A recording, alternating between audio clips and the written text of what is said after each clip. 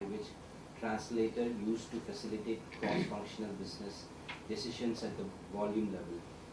The ESNOP team meets on a monthly basis to evaluate the demand-supply balance and finalize the demand, supply and inventory plan.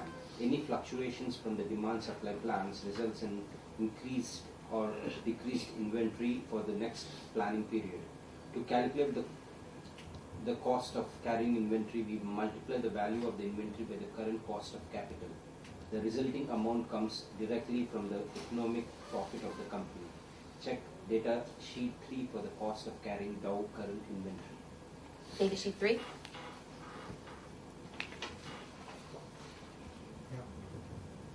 The value of finished goods and raw materials Dow had in inventory at the end of 2008 is $5.4 billion. $5.4 billion in inventory. That's a lot of money. I believe, if I'm not mistaken, Amit mentioned in another session that Dow AgroSciences India, is this the right one? Their revenue was around $1 billion maybe or something. So, and that's just one business in one location. We have $5.4 billion in inventory around the world. It's just a lot of money tied up in inventory. Okay. Paragraph 9. Okay, I'm sorry, I have the card. So let's try 2 or 3 people down if we could put that down, and someone else who has not been reading. Or someone else over here. Yes, anyone. Inventory turns is the number of times that an inventory cycles or turns over during the year. The number of inventory turns is determined by dividing days, sales in inventory, DSI, into 360 days per year. Determine Dow's DSI and the inventory turns number for this past year from the information on data sheet 4. Data sheet 4. Yeah, Data sheet 4. Data sheet. That's what they start for. Day sales in inventory at year end 2008 was 70 days DSI, internal calculation. Inventory turns 360 days divided by 70 DSI is equal to 5.1 inventory turns for 2008. Okay. So it was 70, what was it again? 70 days. 70 days at the end of Of 2008. 2008, which we have 75 here. So between the time that card was printed and the financials were updated, it changed. Okay, but what's more important is the illustration of how DSI is, calculated and progresses at the end of every quarter. And all I did was type in the word scorecard to the under the Dow keyword search, and these are the actual corporate metrics.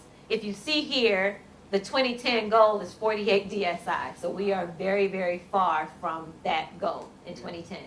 And what you will discover that it's very difficult to remove even one day of DSI from the metric. It takes a lot of effort to remove that inventory from the supply chain. So we have paragraph 10, or did we do that?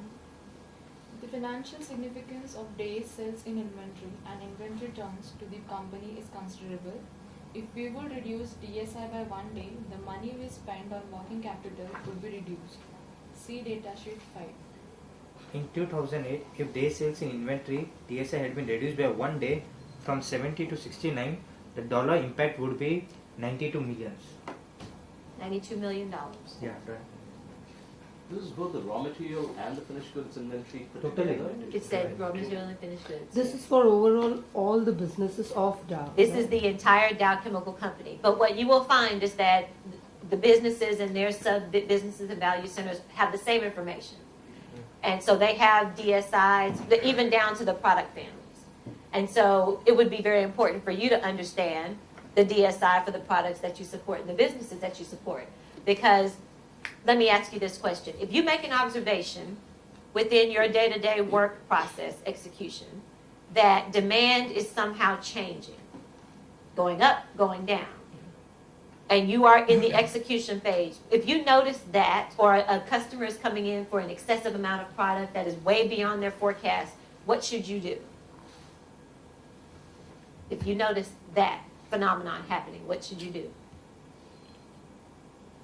First, I'll try to see that is it a seasonal demand, a seasonal peak, or it's you can say a new business coming in.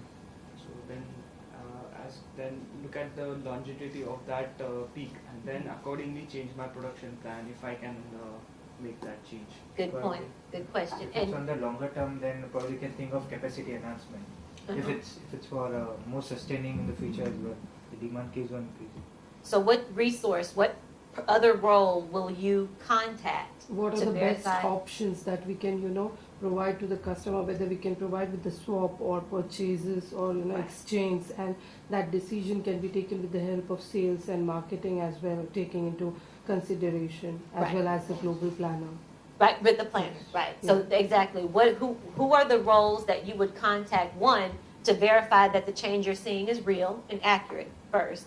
Two, understand why the change is happening. And it could be very well that the planner and sales and marketing don't realize that this customer is trying to force buy beyond their forecast.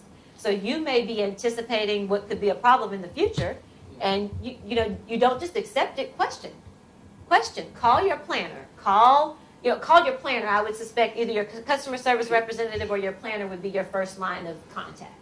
And once you understand the story, or if you sort of catch them off guard and they say, wow, I didn't know that was happening, then the issue will start to work itself out as you continue to bring more people into the decision-making process. But exactly, you notice something like that, you identify the key people that you need to verify the information with first, before you attempt to solve the problem on your own. You want to make sure, we have to recognize that, again, we are working across the globe, and there's a lot of information transfer going on at the same time. And while that environment can be very, very fast, we always need to stop and slow down and verify what we're seeing, and verify what we're seeing with our global team. Okay? Good point. Good point. Any other questions? Okay. I think we were on paragraph 11. Lisa, Oh, I'm sorry. Yeah. It's basically about the inventory targets. We had those 68 days or 70 days. Mm-hmm. So these targets are set by which business, and at what intervals are they modified or updated? It depends on the business, but the targets that I showed you on the intranet, this is the corporate target. This is the corporate scorecard. So the entire Dow Chemical Company all over the world and all the businesses underneath that name, that umbrella. Each individual business will set their version of a DSI as it pertains to their business. And that tends to be on an annual basis, the DSI calculation. What is our DSI for 2009, 2010, 2011? And they monitor execution against that DSI every quarter, which is why you see capturing of every quarter. But there is a target for the year. And then the sub-businesses under the businesses will also set metrics. And we had a question in the other session, well, how do they add up? Aren't you repeating DSIs or double counting efforts? And no, because again, the strategic envelope is created with a DSI target. And as you break down into the individual businesses, the way that we count inventory, it rolls up. It all rolls up to the corporate level. So it's not like you're double counting across a sub-business or a business or the corporation. But the businesses use the corporate metric as a guide. So if the corporate metric is, the target is 78 days, then the businesses are going to attempt to at least meet 78 days or less than that. And it depends on the demand profile of that business, the markets in which they play, a realistic number that they can come up with. So there are a lot of other factors involved. Because what I thought as in, because there were two strategies are very important in calculation of this. Mm-hmm. If a business is adopting a strategy of make to order, Mm-hmm. and if a business is adopting a strategy of make to sale, so there might be a conflict, or there might be you can say differences in their day sales inventory, because a made to stock business will have a higher DSI as compared to a made to order business. Well, and we very rarely have businesses that only have make to order or make to stock products. It's always a hybrid, even a finished to order. It's always a mix of those. And we have tools and work processes that we use to help businesses calculate DSI based on the profile of their products. So maybe 70% of their products are make to stock or make to sale, 20% maybe make to order, and the remaining 10% is some hybrid of the two, like a finish to order, assemble to order, what have you. But we have very good tools to help those complex environments calculate the inventory to one number. But good question, very good question. And these are the actual figures. Yes, these are actual corporate figures, yes. And could our economic scenario be one of the situation why in 2009 year on was higher? Absolutely, the global So demand is- economy, the demand just disappeared across the entire globe. So, and we did not anticipate that happening. So even in the fourth quarter of 2008, we felt a demand drop was coming. We've got manufacturing facilities all over the world, and we cannot just turn them off. Now, I remember the last 2 weeks of the year in 2008, we literally did. But there was so much product that we already made in anticipation for 2009 demand, we couldn't do anything with it but hold it in inventory. Actually, you can see the correlation the way economy is improving, it's coming down. And all through 2009, everything that I mean, if you read our corporate financial results for 2009 and the efforts that we put in place to manage this and bring it down under what was still a very difficult financial year for the entire world, it is absolutely amazing that we were able to achieve what you see. It was the efforts of, thousands and thousands of employees clearly understanding the strategy, because the strategy is always clearly communicated, following the work processes, using the tools, using resources, so that we survived that year. And we actually made profit in 2009, which is even more unheard of. Okay? Good. Good, excellent feedback.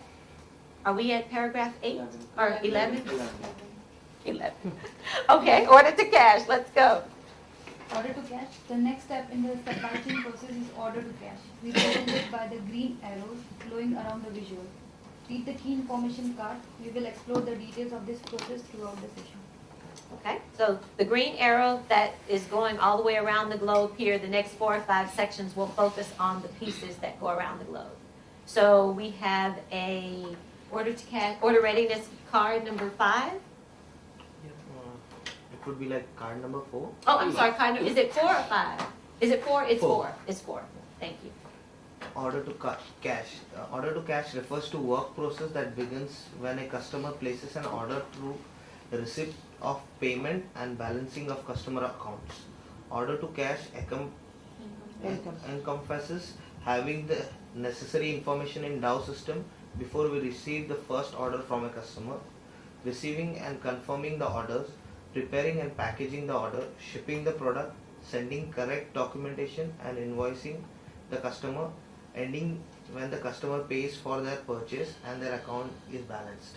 Okay. And someone can read the map, the order to cash section. On the map we should be, order readiness. So actually, let's read the order readiness card number 5. Okay. Order readiness.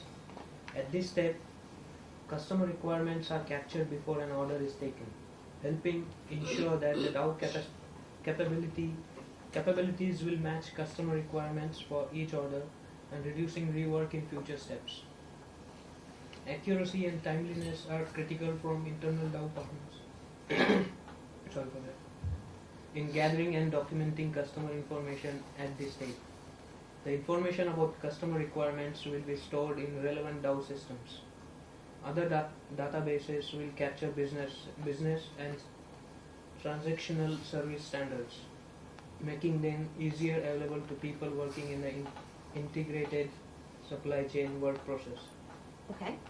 And if we can take a look at the map here and focus on order readiness. If someone could read the order readiness section. Order readiness. Confirm customer information and requirements. Assess customer requirements and against DAO capabilities. Complete functional approvals and freight negotiations.